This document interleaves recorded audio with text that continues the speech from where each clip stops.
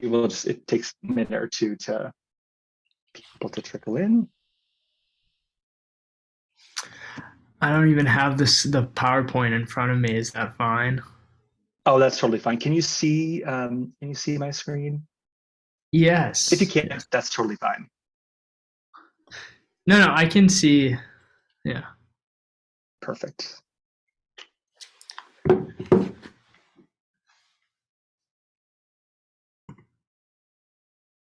Awesome. So we'll just, and we have a couple of people that have already joined, so we're just going to wait just a minute or two before we officially get started.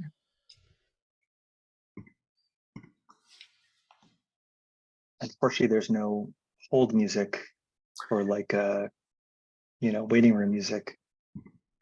I have to admit, I did invite my parents to this session. Oh, you did? Oh, that's great. That's awesome.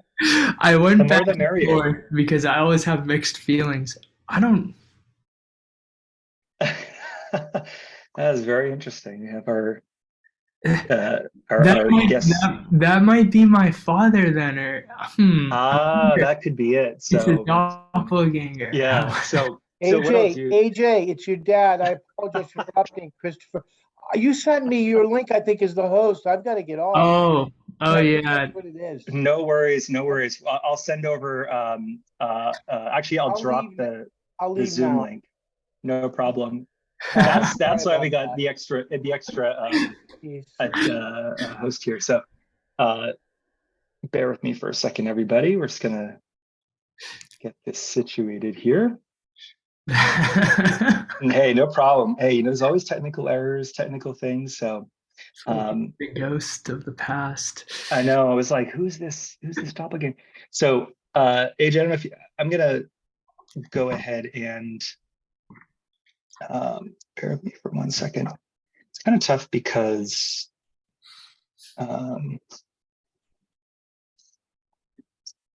there's a registration link, but for some reason I can't get the actual link itself. So the easiest thing to do is, oh, did you get the chat message?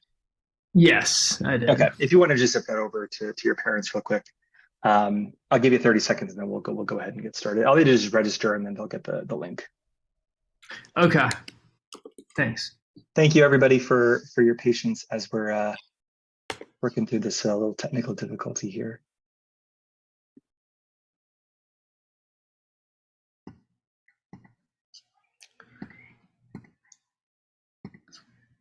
We'll get started in just a minute.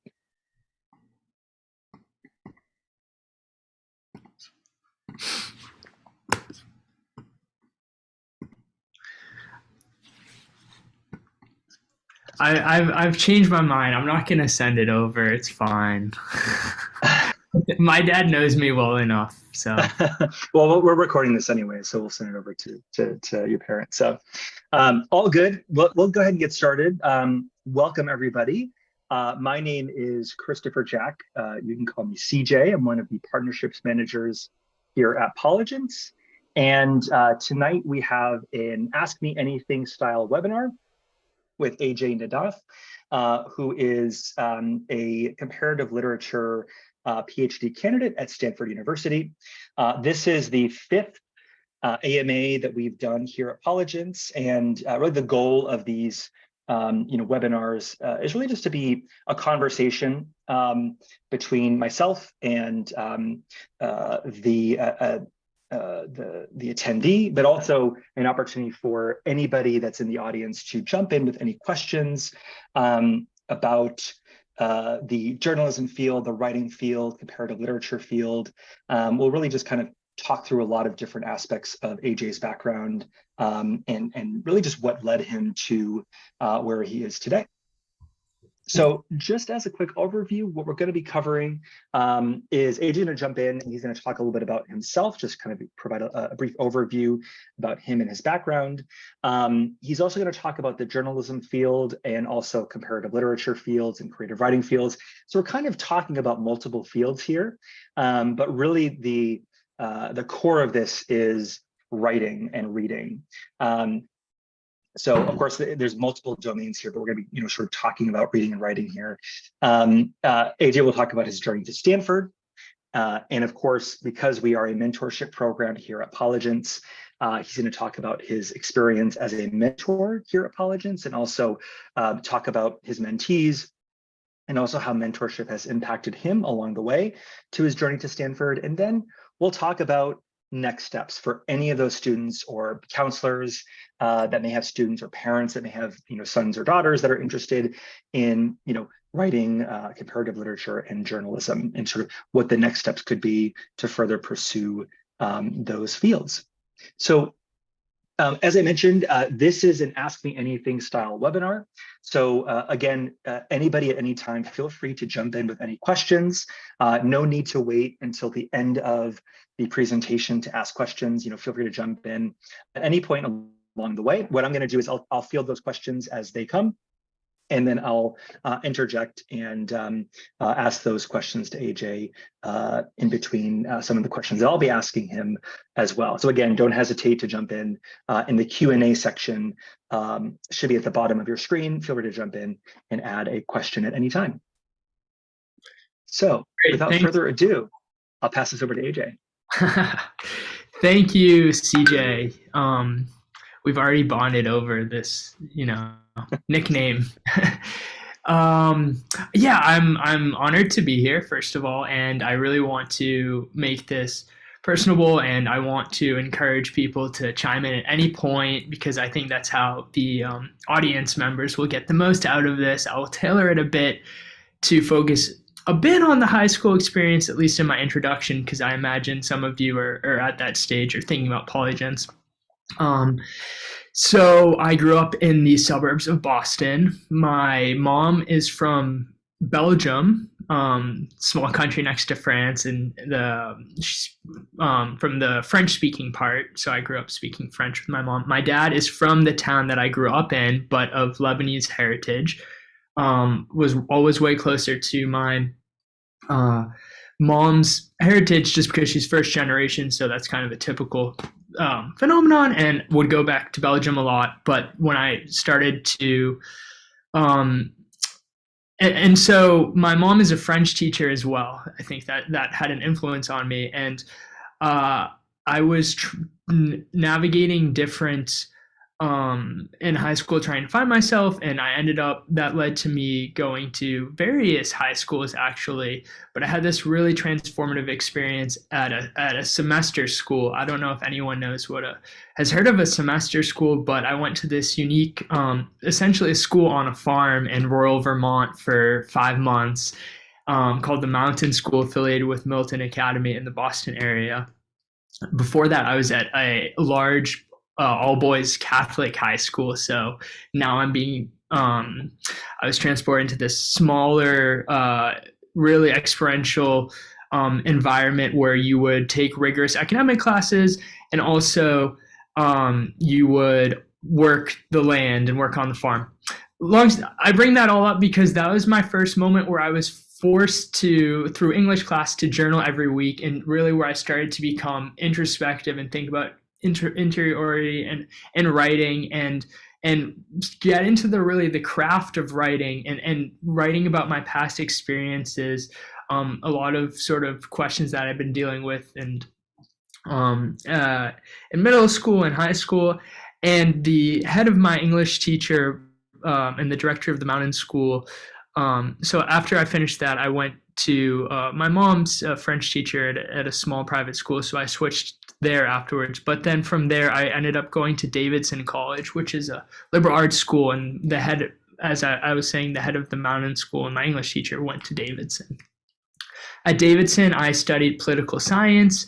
I didn't really quite know what I wanted to study, but it was the benefits of a liberal arts education. I was taking really a lot of humanities-focused classes, and was really interested in reconnecting with my dad's side of the family and with Lebanon. So that led me to studying Arabic, and then to doing journalism, and going to the Middle East to do journalism, and eventually living in the Middle East. And I did a year-long study abroad program in Jordan. I lived in Egypt for a year, and in Lebanon, where I did my master's.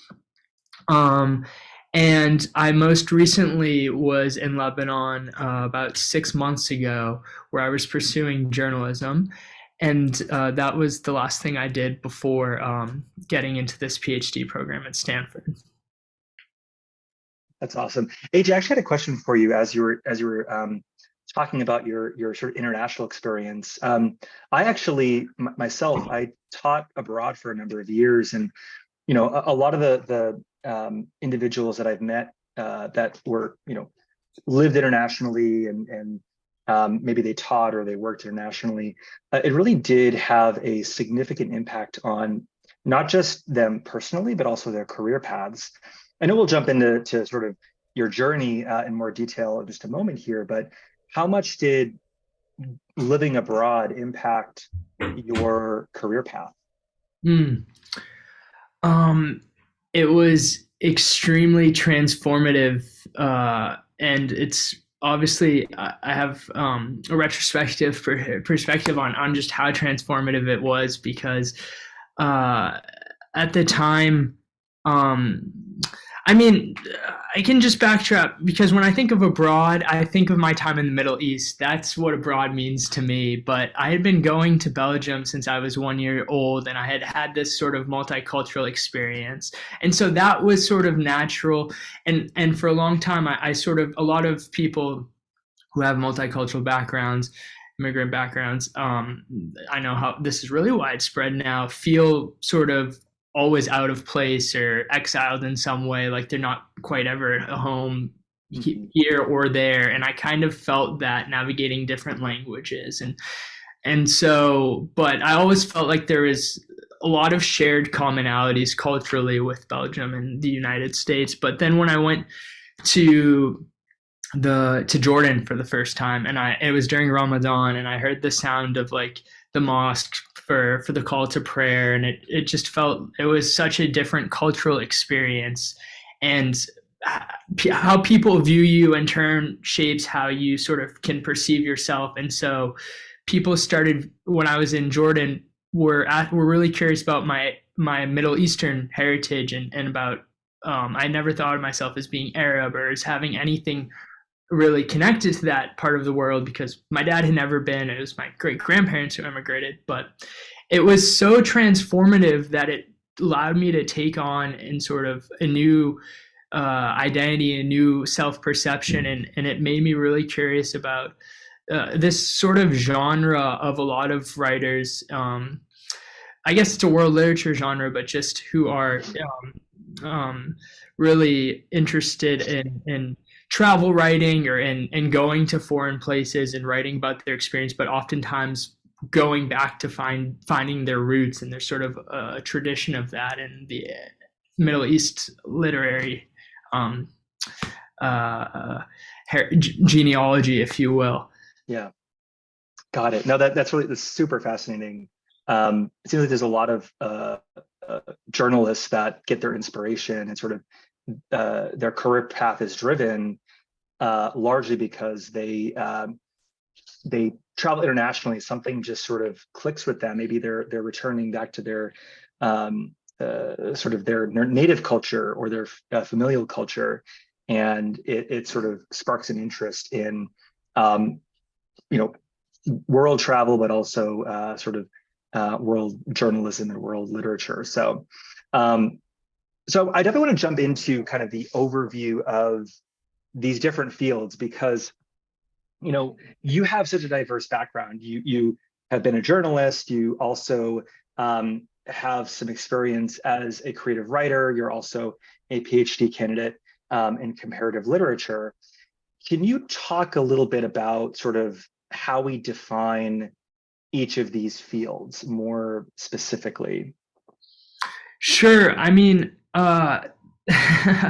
there are clear traditions, and there's a sort of historical answer for what is the genesis of each of these fields and how they different. But I think the overwhelming story and my narrative of the events is that the boundaries between them are way more porous. I mean, journalism, you could just start by saying it's trying to the tradition of journalism is report the news. The journal from French, like jour, like the daily, you go out and you observe and you report like the daily news of what's going on, and you try and do that objectively, so you don't put your subjectivity into the report, so you kind of as things are. That's the tradition of journalism. But creative writing as a premise, like so much of the arts, truth is sort of eschewed, and it's off the table. It's playing with truth. It's using reality, and then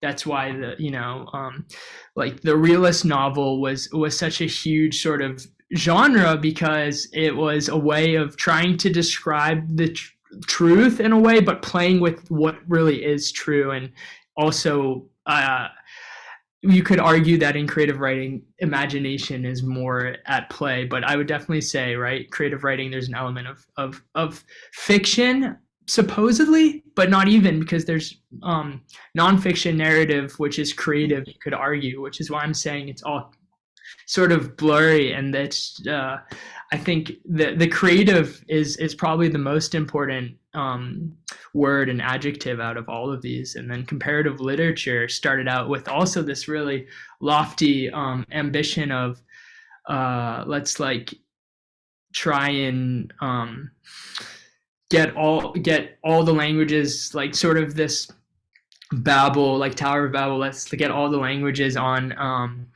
or all the scholars who can speak all these languages, and try and compare and see, what we have in common as what human history sort of shares, with probably this like assumption of like, by studying other people, we can learn more about ourselves, and we can,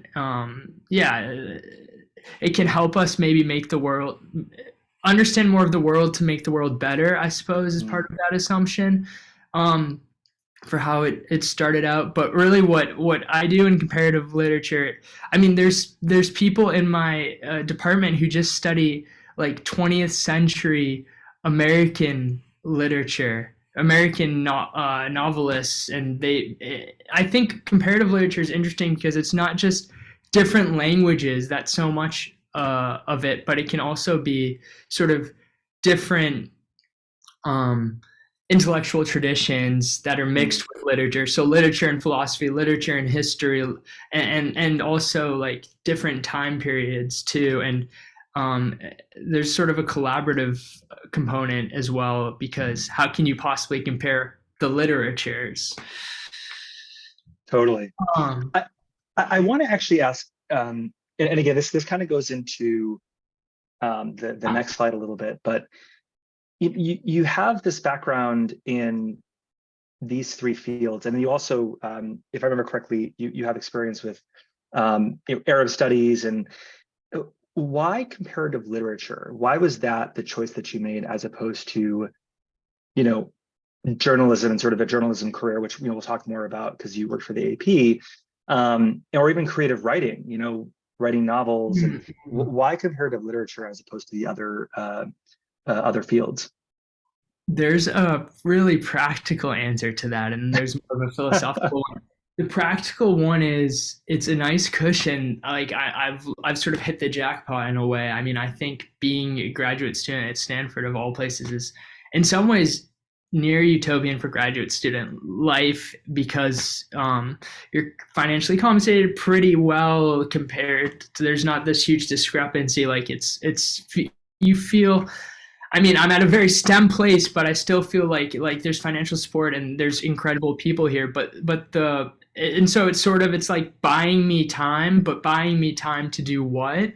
It's allowing me to get a sort of retraining to become a better journalist and to become a better writer. So there's a lot of creative writers who were journalists and who switched between those things. I mean, Gabriel Garcia Marquez was always wanting to call himself a reporter, but he sort of got in trouble when he started inventing or using fiction in some of his journalistic accounts. Yep. but getting a training with really smart, interesting people is hopefully going to make me a deeper thinker and a better reporter. Got it. Got it. So, and we'll talk more about sort of the career path and sort of how you got to where you are, and then also what the future looks like for you. But I think this is an important question.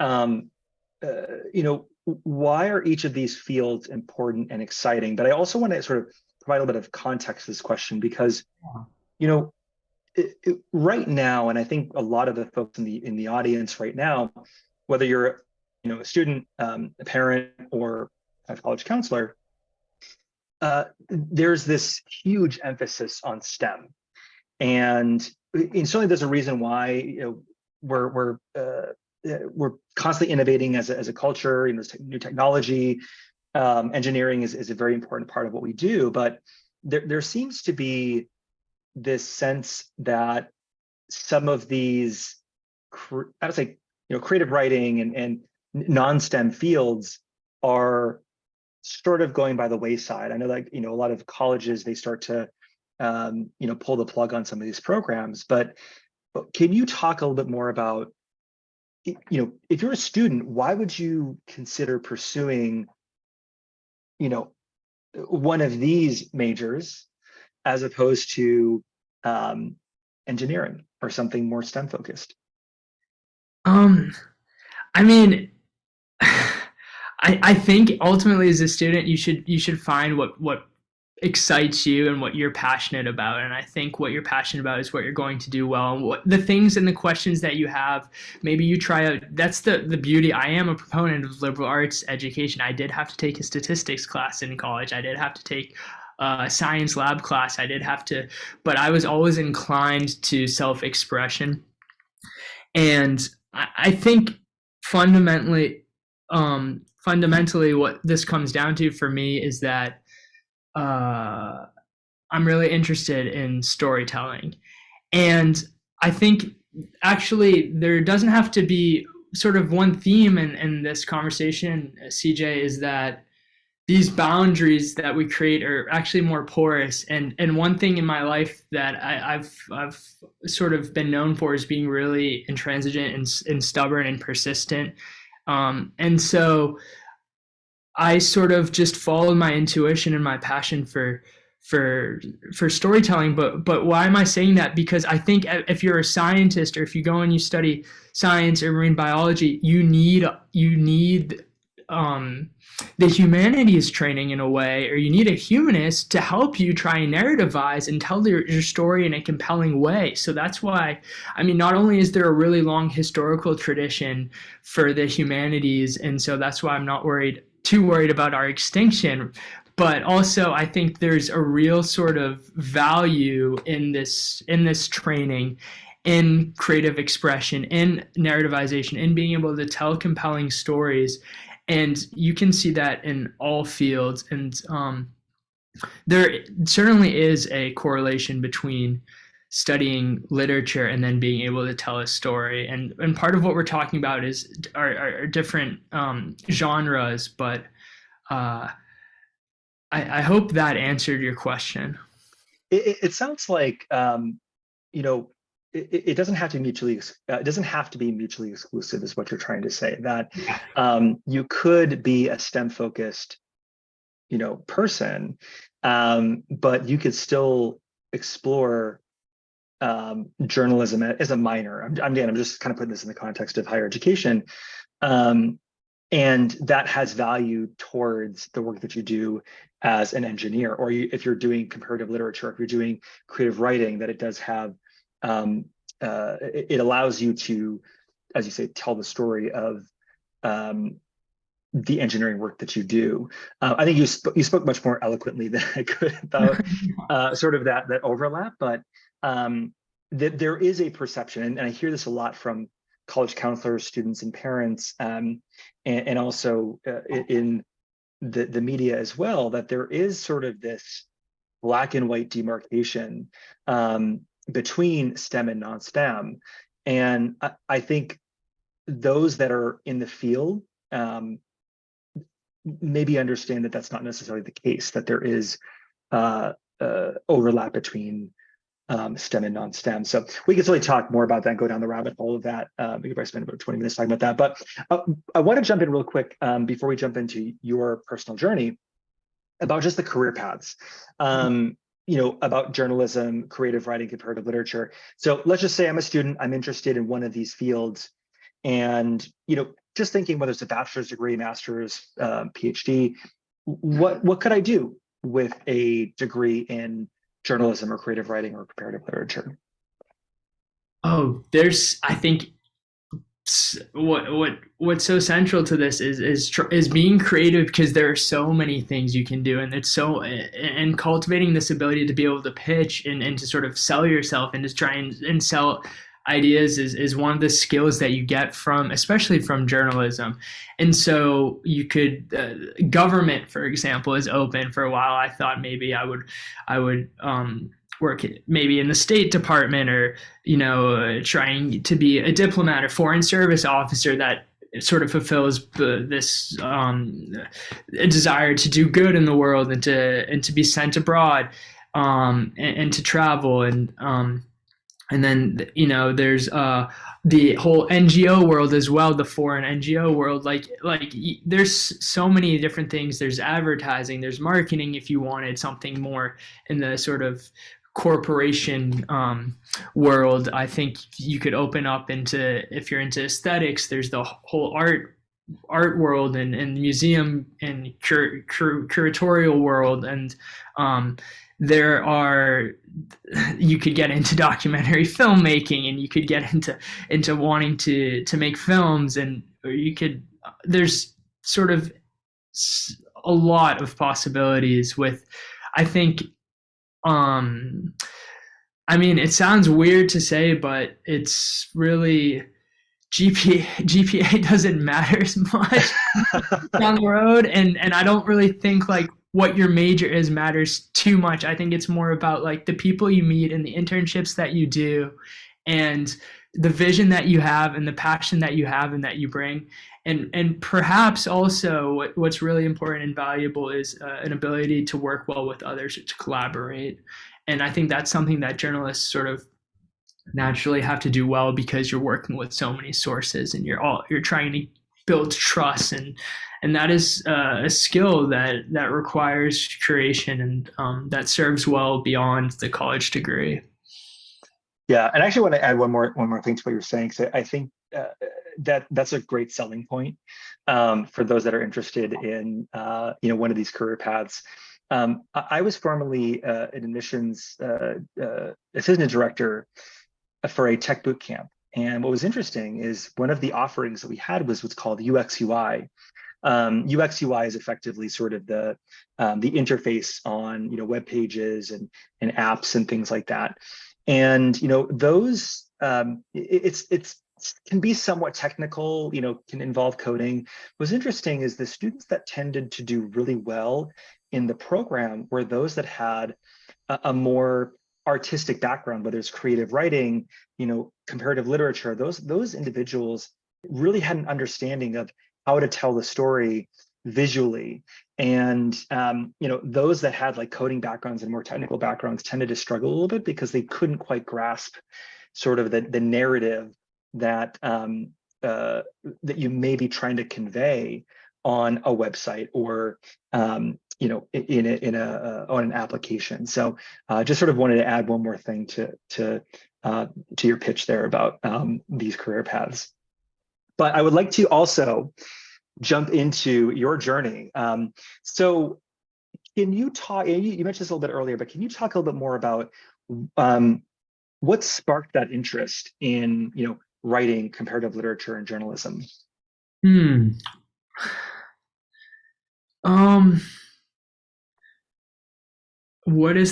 do I narrativize like the start?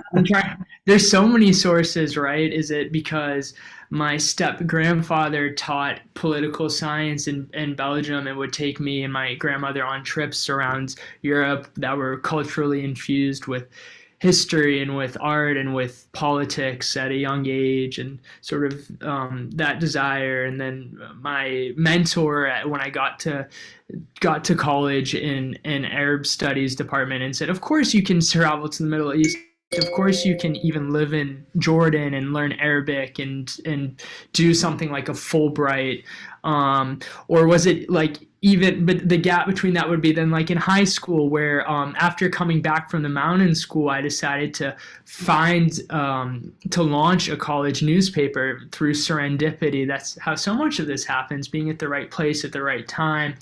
And I had there was a new professor of journalism who was hired, or a teacher, journalism teacher, high school teacher, as I was switching into into the school where my mom teaches at. And so it was sort of perfect timing because I was really interested in writing and journalism, and there was this new journalism teacher, and we were able to launch a newspaper, a high school newspaper, because that didn't exist. So yeah, I guess the origins are a bit they're multiple and a bit mysterious. When was the first time that you sort of put pen to paper and you said, oh yeah, this writing thing is really like, this is my jam? I wish that I said this was I think writing is a struggle, and I it is a struggle. Feel like oh my gosh, it's painstaking. But I was going through old journals of mine, and I found some writing from when I was 10 years old that I said I want to be a journalist when I'm older. So I have no idea how that consciousness arose. I think it was probably through what I just said about my grandparents, but yeah, I just got in the habit of taking notes. I think my memory doesn't serve me so well, so I really love taking notes and journaling, and it was sort of just a habit of mine. I like that you said that writing is kind of a struggle. Very rarely have I come across, writers that are just like, yeah, that the first time they put pen to paper and they were just like, yeah, it was just magical, and they wrote an entire novel, and it almost never works that way. There's definitely a process, and usually the first couple times you write like a short story, it's usually not very good. So, and you sort of you have to kind of embrace the process, so to speak. So I definitely also wanted to jump into a couple of questions here about your experience at the Associated Press. Can you talk about kind of the journey to getting to the AP? Yes, absolutely. So it's a sort of cascading effect. One thing leads to another, and it's all started, I mean, you could debate when it started, but probably at Davidson College, when one of the beautiful things is about a small liberal arts college like Davidson is there's a lot of individualized attention with professors and sort of unique opportunities, because you're not competing with graduate students for funding and for these in one. And so my professor of Arabic, her research was about Syrian artists, and particularly Syrian television screenwriters, and she'd been doing this before the war erupted, the revolution turned war, and so she'd lived in Syria for like 10 years. But I got really interested in her research, and I was her research assistant, and I wanted to sort of do some of the work that she was doing, and so I decided she knew I liked journalism, and I decided to spend a summer trying to interview these Syrian artists that were in exile in Europe, mainly in France and Germany. So I did that my sophomore year summer, and I was able to pitch some of these stories to like more niche Middle East focused publications, but I had a really difficult time trying to get these cultural pieces, these profiles of for example, a really talented visual artist, painter. I couldn't get this to like mainstream American media for kind of obvious reasons, but I realized I really would like my writing to reach a wider audience, and so how can I do this? Specifically, there was this program called the Pulitzer Center on Crisis Reporting, and it's a really fantastic organization because, CJ, you probably know that foreign correspondence has dwindled tremendously in the past 30, 40 years, or even a couple decades. And so what the Pulitzer Center on Crisis Reporting does is since there aren't as many foreign bureaus associated with sort of local news stations, what they will do is they will support fledgling journalists and established journalists to go and sort of embody the role of a foreign correspondent and tell a story that they think is important on some sort of crisis. So one thing we should mention as well, CJ, is that my interests were yes, humanitarian and political and Middle East, but I've met journalists. There's journalism, sort of whatever you're interested in, you can sort of turn that into journalism. So I had a friend who was studying in med school and spending a lot of time in hospitals during COVID, and he started reporting on that. And so he became a health reporter. And there's just so many different paths you can take to writing. So mine has sort of been culture and politics, but I did that. I did a fellowship with the Pulitzer Center on Crisis Reporting in Kosovo about radicalization of foreign fighters, and then I won an award. I submitted that work along with some of my reporting on Syrian artists from the previous summer to an organization called the Overseas Press Club. And again, it's a fantastic organization at the sort of collegiate level, but also is a very professional level too, that will sort of serve a similar function to the Pulitzer Center, try and send people that want to be journalists, foreign correspondents, to various news bureaus. So they paired me to do an internship / fellowship. So after I graduated college, I won that grant my senior year for the past 2 summers reporting, and then I was partnered with the Associated Press in Beirut as an intern. And the office was really small. It was really a close-knit environment. And I got to Lebanon in the winter, and I was supposed to initially report in the summer for a couple months, but I had other plans. And my boss said, well, winter is usually a slow news cycle, so it shouldn't be too busy. There's Christmas and various other holidays, and then I got to Lebanon, and it was the end of this mass uprising / revolution. And I found myself having to report really difficult stories, and my boss was really grateful to have me there and to have that sort of help. And so I ended up maintaining that relationship. I think that's also since I'm in sort of the position of sharing my experience, and hopefully not giving too sort of moralizing advice, but that I think that if you can maintain relationships with people that whom you respect a lot, can go a long way down the road. And sort of sending updates every 6 months or few months and checking in with people that sort of even had maybe a mentorship role at one point, or definitely were in a higher authority than you, can be really beneficial. And so that's what happened with my boss at the AP. I went, that was a really long version of saying that I started there as an intern, and then eventually that transitioned into sort of me signing a freelance contract with them. Got it. I have actually a follow-up question, but before I jump into that, I wanted to remind the audience, so we have a couple of folks that have joined late. You're welcome to ask any questions at any point in the Q&A section. So no need to wait until the end of the webinar to ask questions. So jump in at any time if you have any questions for AJ. One of my and you kind of touched on this a little bit. One of my follow-up questions was about the challenges that you faced as a journalist or as a foreign journalist. I mean, aside, obviously there's sort of the known risks of being in a kind of a rough area of the world.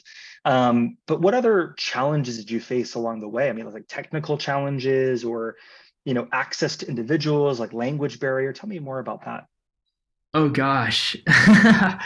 So many challenges because I was living in Lebanon during so yeah during a I think when you said a rough I'll backtrack and say when you said a rough region, that's absolutely true, and that's absolutely the case for journalism. And so I had been living in Egypt before, and I promised my mother that I wouldn't be a journalist in Egypt. So when I was in when I went to Lebanon, I was just in Egypt as a student. So I went to Lebanon. I was really excited to really report and to step outside the comfort zone and to tell important stories. But I faced sort of absolutely language barrier problems, but I think the greatest problem more hinges on the historical moment of the time that I was in Lebanon, because there was a currency crisis. Mm. There was an explosion that took place at the port. Luckily, I wasn't there and when that happened, and none of my loved ones who were living there were injured by that. But that was devastating because that was the result of simply government negligence, like 2,000 tons of ammonium nitrate exploded by the port. So I was living in a country where a lot of people were very traumatized.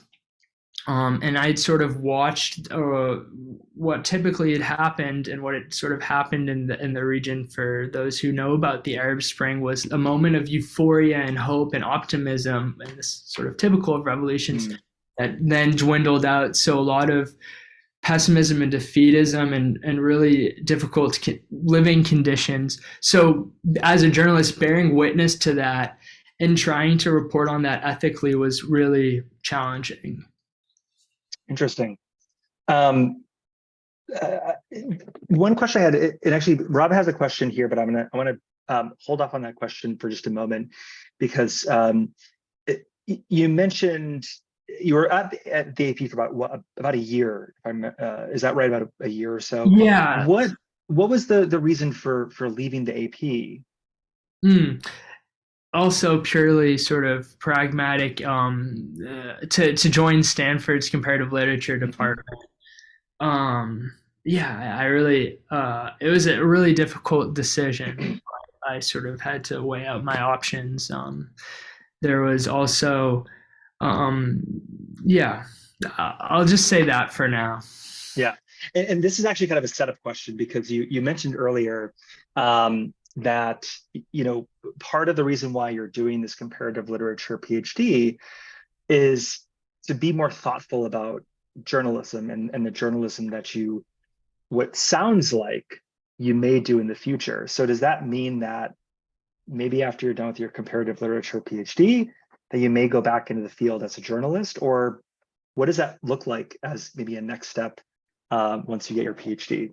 So I'm actually in the process of planning journalist trips for this summer. So I'm hoping to do both. And my commitment and a lot of my mind, I sort of have this schizophrenia because I receive daily news notifications about what's going on in Lebanon, and my partner's Lebanese. And I'm staying in touch with people back there, and it almost feels like another home in some ways. And so I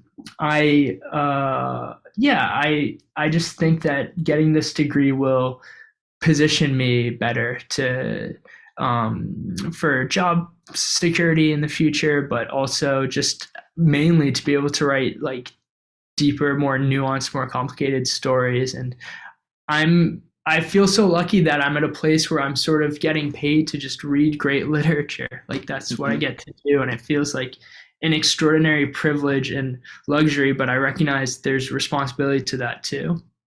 And I couldn't have done, and I was really fatigued. I'm fatigued in a different sense here. It's different type of work here. It's not grueling work. It's not, I'm running to catch a taxi. I'm running to go into a neighborhood to try and interview like a religious cleric who I've never, and I have to, and oftentimes one of the really exciting parts about the AP was you felt protected. You felt like I carried so much naivete, but I learned so much along the way. Talk about the challenge. I say language barrier, but in some ways, I've been studying the language for 6 years, and I've lived in different countries, and so I've been trying to sort of combat my own ignorance along the way. And the people that helped me were close friends and close colleagues. And even when I was in Lebanon, I was also studying literature at the American University of Beirut, and so I've always been balancing studying and sort of the profession of reporting. Got it. Yeah, and the reason why I asked that sort of second question is you'd mentioned, comparative literature and sort of your experience, sort of informing your perspective and sort of kind of that next step in terms of your journalism experience. So it sounded like you were going to stay within that journalism field going forward. So I certainly wanted to touch on that. I actually had two questions here. This is one is from Rob, and he says, do you have any recommendations for improving creative writing, workshops, mentorships, summer programs, anything? I think maybe to approach this question, maybe some beginner level types of things, and then also maybe some, for those students that might have some creative writing experience but just kind of need to continue advancing. Yes, finding a local writing community, and that is difficult. That can be challenging, but I think it was certainly,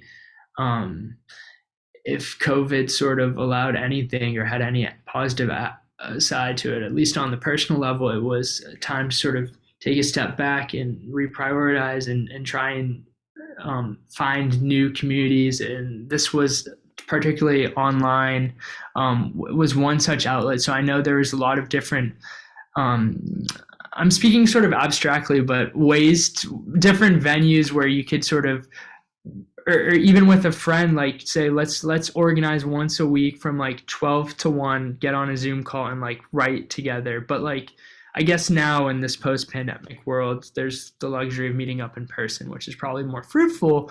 However, I've benefited a lot from, and now to take it from the abstract to the more practical, Grub Street in Boston is a fantastic organization. I interned with them when I was in high school, and it's they have all sorts of classes.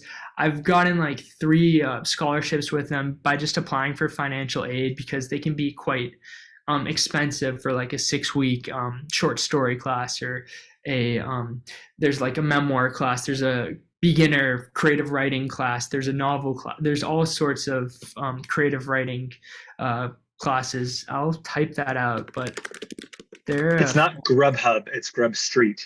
Oh wait. yeah, not Grub. When you say Grub Street, I was like, not the company that delivers your food. I've actually never heard of that, and I've also heard of like writing communities as well. Usually in cities, there's quite a few of them. Yeah, it can be a little tougher to find them in suburbs. Rob, that's a great question. I definitely appreciate that question there. With a second question, I have a student who'd like to know how to find readers to give feedback on a draft of a novel he's written or is in the process of writing. So kind of a similar question, but any thoughts, suggestions on how to, get someone to provide feedback? Yeah, I feel for that person, because that can be sort of really difficult, where you're not sure who to approach because you don't want to burden a friend. Like, hey, can you? And maybe a friend is not the most critical or honest or best person to sort of get feedback. Just say it's great. Yeah, like, so I think it's building a relationship with other writers and sort of having this symbiotic relationship where, like, I mean, it takes time, and that's maybe not a satisfying answer, but like join your school newspaper. If you don't have a school newspaper, start a school newspaper, like, or find another school newspaper and like try and write pieces for them. Sort of have this sort of, I think a lot of people, like what I had to do when I started out was like report on things that I didn't necessarily wasn't like at the top of my list for stuff I wanted to report on, but I knew this is how I start out. And so sort of having more of a, but sorry, I bring up the reporting part for the novel question because you can find maybe other people who are involved in this, in the writing practice. And I think finding a friend or someone like a colleague or a friend like that you could then develop a relationship with them. Because when I was doing college journalism, I had this my editor who, like, there are some people out there who just love editing and they will actually just do it for fun, if you know, and they might, like, it just takes one person to believe in you, and if you can find that person or those people, then that can mean the world. And yeah, I hope that was a little bit helpful. Yeah, I actually want to add to that because I was an English major in college, and so I did certainly not PhD at Stanford, but did my fair share of writing. And what was interesting is, I would approach professors and just say, hey, do you mind having a quick look at this? And as you said, you nailed it, that there's so many English teachers and other professors that would just love to read somebody else's writing and then provide some feedback about it. Writing groups are so helpful as well, even if they're friends. When I was in South Korea teaching abroad, we had kind of a writing group, a couple of friends, and we were brutal with each other. Like, if something wasn't great, we would just tell each other, like, hey, this is not great, or like, hey, here's some things to improve here. But yeah, it's just sort of avoiding that friend that is just, they read it and they say, okay, that sounds great, that looks great. That's not helpful. So hopefully that's some helpful advice there to the person who has that question. We are at just a few minutes left here. So I wanted to ask one question. This is kind of the what is it? The not the bonus round. What do you call it? The lightning round. So we'll limit the answers to 30 seconds or less. But can you talk about some of the mentors that played an important role in your growth? Yes. I have them all here on the slide. So there's Dr. Rebecca Juven, Dr. Rashida Daif, and Tom Gilroy, all incredibly creative, generous, and kind people. And I owe so much to them. And I, even if when they're not with me, like, they're subconsciously with me because they've taught me so much. That's great. And then, you're a mentor here at Polygence. Can you talk about what being a mentor has meant to you, being able to sort of pass that on to students? And do you have any anecdotes or anything you'd like to say about, some of the students you've worked with and their projects? Yeah, I think what's really, so in terms of, getting mentorship, seldom my mentors would ever say like really give sort of advice like do this or do that. They would sort of more just listen, and there was always this sort of non-hierarchical process where they were really interested in learning from me too. Like, they felt like I had a valuable contribution, even though I'm like, when I'm from like 17 years old onward meeting some of these individuals. And so that's sort of an ethos that I try to carry with Polygence, because it's really true. Like, I learned a lot from the different mentees that I've had as well. And that's what's unique about mentorship, and not proselytizing or teaching, or even just like more the hierarchical form of teaching, is that there's this sort of really intellectual exchange that goes on, but it's also like, it involves sort of being encouraging and kind and generous, I think. And so I've had a diversity of projects with Polygence. I've only started at the end of the summer, but I've had 4 different students, and I had one student who did a journalism, who just finished up a journalism project and was really interested in reproductive rights and abortion, and I mentored her through that. And I didn't know a lot about that field, but and so that was really fascinating. And I had another student who was interested in more of a traditional academic paper, but on a topic that's not traditionally academic, and that's on the comic book industry and on sort of counterculture, and that was really exciting as well. And yeah, hopefully that's been helpful. I want to ask a kind of a quick follow-up question. How do you mentor a journalist? Is it something where you provide the skills to go out and interview? How does that work? Again, I'm just putting myself in a position where I'm a student and maybe I've never, interviewed somebody before. I don't know how to like take notes. Like, do you teach them the mechanics? How does that work? Yeah, it's far less mechanical, and it's more like, I'll use the metaphor of they're like shooting a film, or they're like looking through a camera, and I like point to another part of the room, or like give a new angle that they hadn't previously seen or thought of, and they're like, oh, like I can just like call up like Planned Parenthood, and like that, like I can just do that, like essentially I try to instill it both give them sort of a new perspective, a new angle, and sort of work their creativity, but also instill a confidence in them. Hmm. And actually, one last question about that specific topic. What's the outcome for a journalism project? Is it like, they're not doing a research paper, so what are they actually doing for that kind of as their end goal? Like so a sort of this particular project was like a lengthy sort of news article that's a synthesis of, or a product of both like original reporting and interviews, but also research and synthesis from researching the topic over a period of months. And now we're in the fun stage where it's like, you've done the good work. I'm confident this is a really well-written article. It's your voice, right? I haven't provided that. And now we just need to try and find it a home.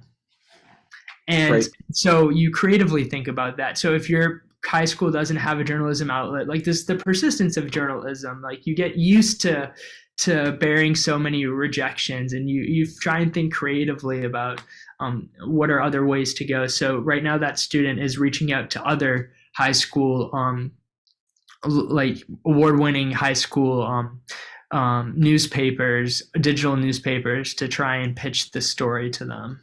That's great. And yeah, I would really be excited if she gets published, because I remember the first time I got published, and not just for my school newspaper, which I helped found, but like for an other publication, and that brought me so much confidence and joy. And I've never like that. That's a moment I'll always remember.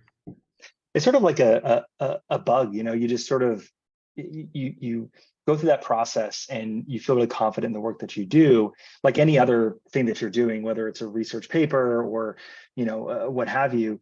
But to get published and see sort of the fruits of your labor is pretty cool. And I imagine that you kind of maybe get addicted to it, where you're like, oh, here's this story. What's the next story that I could do here?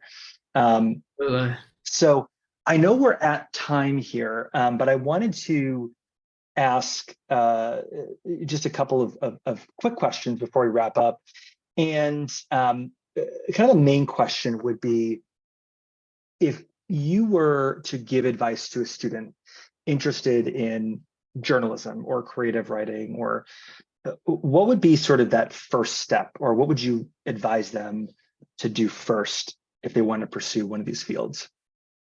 To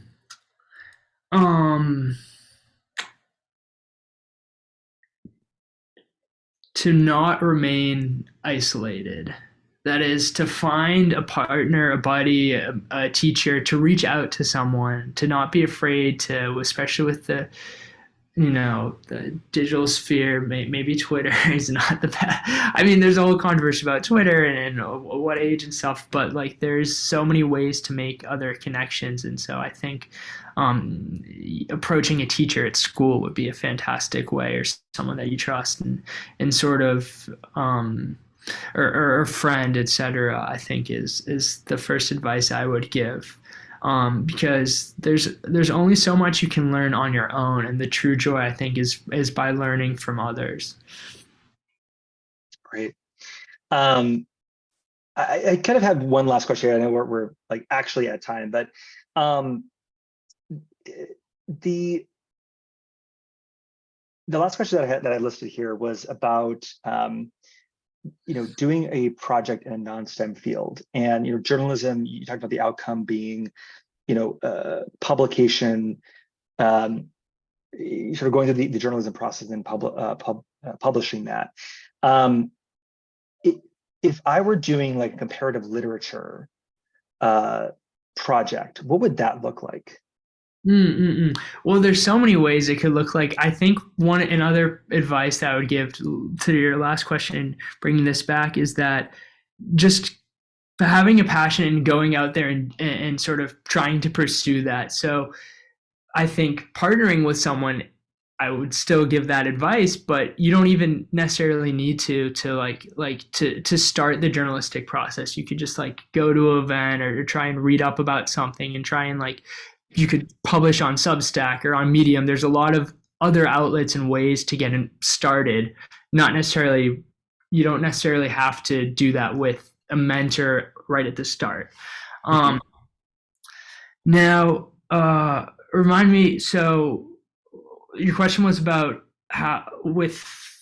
could you remind me of your other question? Yes. Yeah, so it's really just about journalism. There's a pretty clear outcome in terms of what I can accomplish in doing. I'm kind of more focused on like a Polygence project, right? Yeah. So Polygence project, most students here, they do research papers, but journalism's project would be you go through the journalism process and then you get something that's publishable.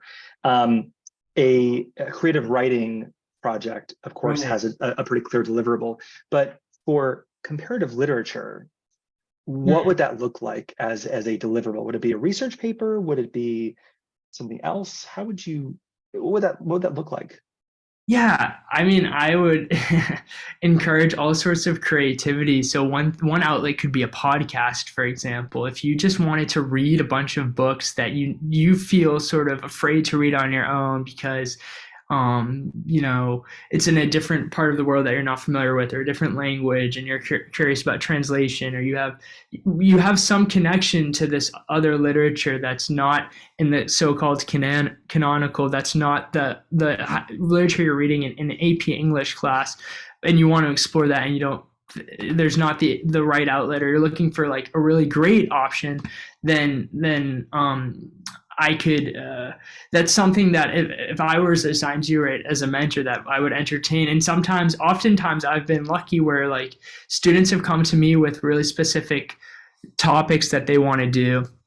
And other times it's been more of a back and forth conversation. So there was like a student who was interested in history of India because he's initially from Bangalore, and we started talking, and through a conversation we realized he's really interested in sort of a bottom up or people's history, and looking at Bangalore and how sort of the citizenry of Bangalore have been affected since its technological revolution, and sort of how it's become like the Silicon Valley of India. And so I'm having him do like both like write like personal like creative anecdotes about his time in India, but also do like historical research where he's reading about what happened from historians and trying to combine those together. And that's kind of what comparative literature is, right? It's like there's not an agreed upon methodology. It's taking all these other, I alluded to literature and philosophy, literature and history, there's literature and science. And so it's sort of importing other disciplines into literature. And that is what I think is really exciting and cool about the just how interdisciplinary comparative literature and a Polygence comparative literature project could be. Yeah, I'm so glad that's sort of the final word, so to speak, because the here at Polygence, the goal is for students to lean into what they love and to do something that they have a real passion for.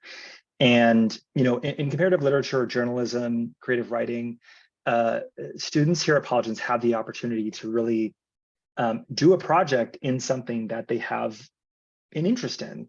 And maybe that journalism is about reproductive rights, or maybe it's about sports, or maybe it's a comparative literature project where they do a podcast about their native country and sort of the history of a specific country. So what's important, and I always kind of bring this back to college admissions, because a lot of students they leverage Polygence not just for a passion project, but also for their college application, is it really gives students the opportunity to convey what it is that they have a passion for and what they bring to the table to a college and a university. So AJ, thank you so much for joining us tonight.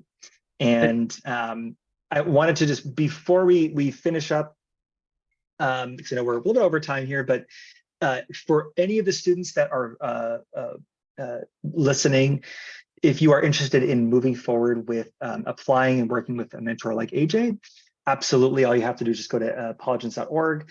You can click on My Account and complete your Polygence application. Or if you have any questions, you can also reach out to me at cj@polygence.org. And I'll connect you with an admissions representative. But otherwise, AJ, thank you so much for joining us. Thank you so much for having me. It's really an honor. And if I were in high school and Polygence were around, I definitely would have signed up for it. It's been really exciting to be on the other end of that sort of process. And so thanks for having me. Absolutely. Thanks, AJ. And everybody have a good evening. And hopefully we'll see some of you again soon. Take care.